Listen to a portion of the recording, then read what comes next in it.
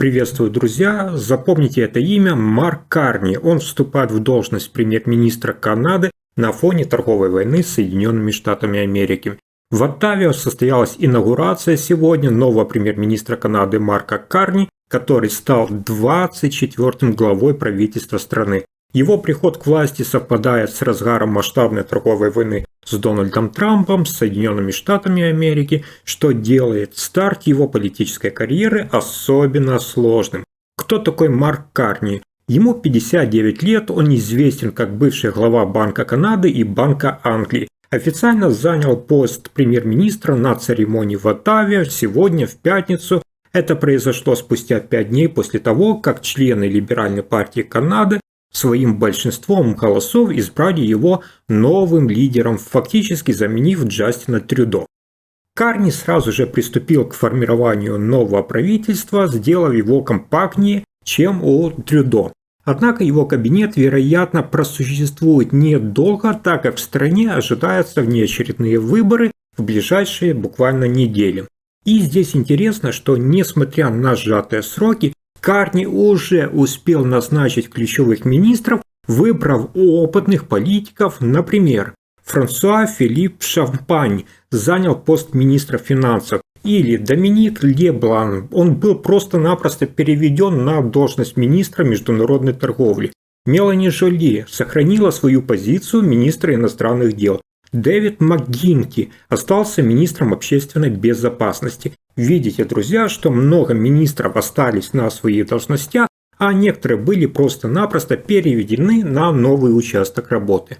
Выступая перед журналистами после инаугурации, Маккарни дал четкий сигнал, что его правительство нацелено на быстрые и решительные меры. Цитата. «Сегодня мы формируем правительство, которое отвечает вызовам нашего времени. Канадцы ждут действий, и именно это наша команда будет делать. Компактный, но опытный кабинет, который будет работать быстрее, обеспечивать экономическую стабильность и защищать будущее Канады», заявил он.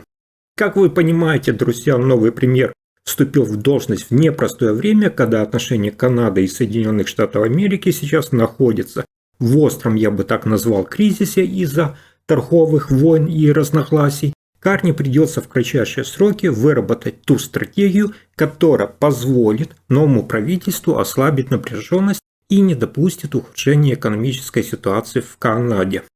Приход Марка Карни к власти стал действительно по-настоящему историческим событием.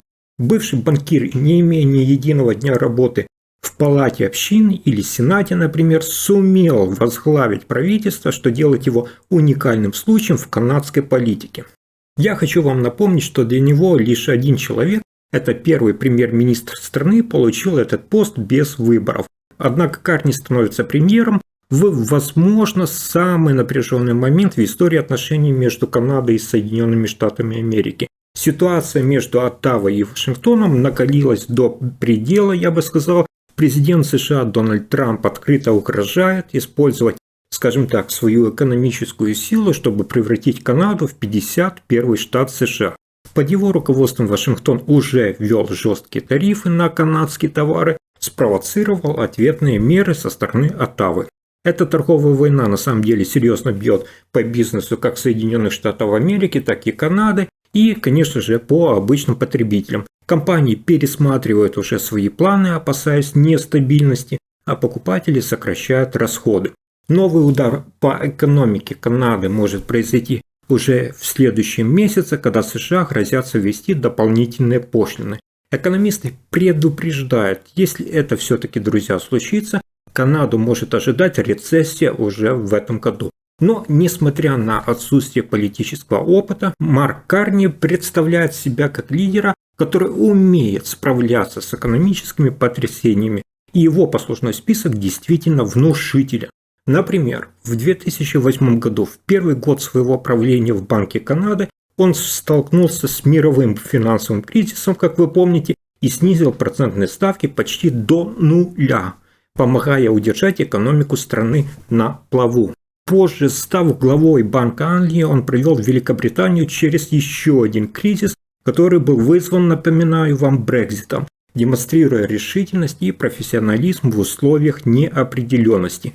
Теперь перед Карни новый вызов – это вывести Канаду из зоны риска, не допустить экономического краха и попытаться найти путь к стабилизации отношений с Соединенными Штатами Америки.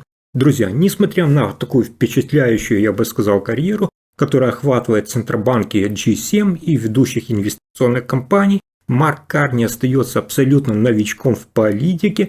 Теперь перед ним стоит сложная задача убедить самих канадцев в том, что именно он лучший лидер, который способен противостоять Дональду Трампу в эскалации торговой войны. Более того, ему предстоит не только вести жесткие разговоры с Вашингтоном, но и уменьшить ущерб, который уже нанесла торговая конфронтация. В пятницу Карни представил состав своего нового правительства, которое должно будет поддерживать его в борьбе за экономическую стабильность и в предстоящих выборах. В отличие от предыдущего кабинета министров, который состоял из 37 человек, я напомню, он сократил число министров до 24. Как видите, это очень существенно, и он это аргументировал как необходимость более оперативного и эффективного управления. Например, некоторые кадровые перестановки стали настоящим сюрпризом. Министр окружающей среды Стивен Гилба теперь займется канадской культурой и идентичностью, что многим показалось, конечно же, неожиданным шагом. Министр иммиграции Марк Миллера сменил Рэйчел Бедоян, что может оказать корректировку в миграционной политике. Антина Анат, ранее отвечавшая за оборону, теперь будет заниматься развитием промышленности. Неожиданно. Друзья, еще здесь интересно, что главный соперник Карни в борьбе за лидерство в либеральной партии, Кристия Фриланд, не была отправлена в отставку. Она, напротив, получила важный пост министра транспорта и внутренней торговли, что демонстрирует стремление Карни сохранить баланс сил. Джонатан Уилкинсон, в свою очередь, сохранит пост министра энергетики, что сигнализирует о продолжении курса на развитие зеленой экономики. Как видите, предстоящие выборы обещают стать настоящей политической схваткой. Марк Карни, несмотря на свой, я бы так сказал, новичковый статус в политике, столкнется с опытным и острым лидером, главой консервативной партии Пьером Полевье. Еще совсем недавно консерваторы имели огромный отрыв в вопросах, но в последние недели их преимущество почему-то как-то сократилось. Для Карни это означает шанс на победу, особенно на фоне возрастающей поддержки либеральной партии в Канаде. Многие канадцы в таких условиях нарастающей политической и экономической нестабильности сейчас стремятся к сохранению преемственности власти, что может сыграть на руку новому премьер-министру. Вы мне скажете, что это конец эпохи Трюдо и что за собой оставил бывший лидер. На самом деле рост популярности либералов также связан с тем, что Джастин Трюдо, как вы помните, в январе официально пообещал уйти в отставку, как только партия выберет нового руководителя. Теперь с присягой Карни страна официально прощается с эрой Трюдо, которая запомнилась масштабными социальными программами, направленными на улучшение равенства в обществе. Однако не все инициативы, я вам скажу, Трюдо были успешными. Например, экономический рост Канады в последние годы отставал от стран, скажем так, аналогов, что дало консерваторам весомый аргумент для критики. Не теряя времени, Карни уже на следующей неделе отправится с визитами внимания во Францию и Великобританию. Это явный сигнал, что новый премьер-министр намерен укреплять связи с ключевыми европейскими странами, которые, как и Канада, стали мишенями жесткой торговой политики Дональда Трампа. Помимо европейского турне, Карни планирует телефонный разговор и с Владимиром Зеленским, что лишь подтверждает его стремление поддерживать Украину и сохранять тесные связи с Киевом. Друзья, конечно, впереди Канаду ждут непростые времена, и новый премьер-министр столкнется с серьезными вызовами. Как вы думаете, сможет ли Марк Карни справиться с кризисом и защитить страну от давления США? Пожалуйста, оставляйте свои комментарии, делитесь своим мнением. Спасибо за просмотр, спасибо за то, что оставляете лайки за мой труд.